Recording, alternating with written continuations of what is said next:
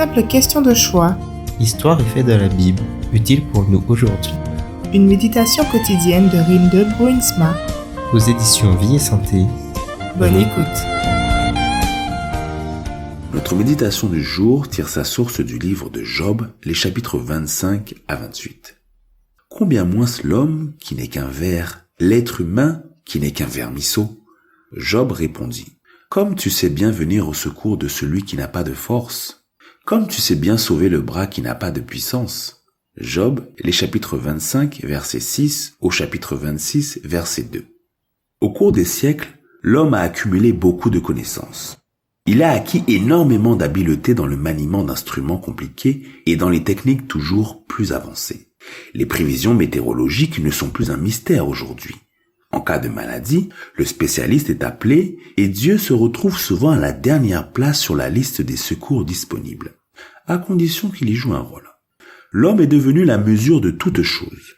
Dieu est progressivement évincé de notre vision du monde. Nous appelons ce processus d'abandon de Dieu la sécularisation. Dieu est relégué dans la marge de notre existence. Dans le monde occidental, ce processus a gagné beaucoup de terrain. Dans de nombreuses régions du monde en développement, il s'est également mis en mouvement. C'est ainsi que l'humanité est entrée, dans un certain sens, dans une nouvelle ère. Mais ce n'est pas un phénomène entièrement nouveau. La fierté est un mal qui poursuit son œuvre malsaine depuis le moment où le péché a fait son entrée dans le monde. Les humains ont une trop haute opinion d'eux-mêmes et le désir de s'asseoir sur le trône de Dieu n'est pas une idée récente. En dépit de sa situation misérable, ou peut-être en partie grâce à elle, Job comprend mieux que jamais comment sont distribuées les cartes de l'univers et il considère d'un œil avisé les proportions de toutes choses. L'homme est, d'une certaine manière, un être particulier.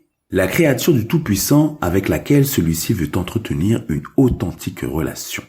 Mais, d'un autre côté, cet homme ne représente que la moins flatteuse comparaison utilisée dans le texte. L'homme n'est pas plus qu'un ver, qu'un vermisseau. Cet homme chétif se trouve en face de la puissance incomparable et unique que nous appelons Dieu et que nous pouvons considérer comme notre Père. Nous cherchons nos mots quand nous essayons de saisir la grandeur de Dieu.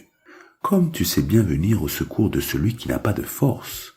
Il a à sa disposition une puissance incommensurable et il est partout.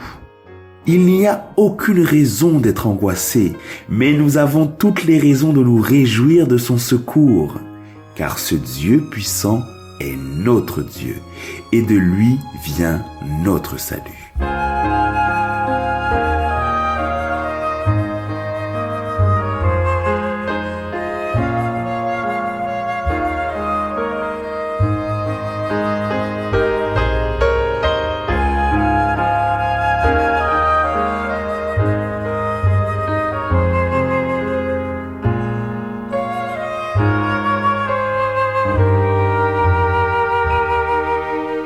Prions ensemble. Donne-moi, Seigneur, la bonne mesure des proportions et apprends-moi à discerner ta grandeur. Amen.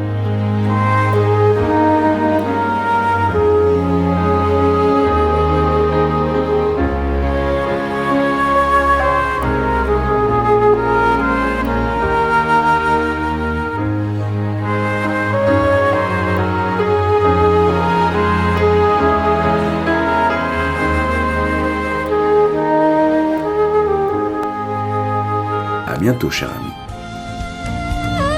Simple question de choix de Rinde Bruinsma. Aux éditions Vie et Santé.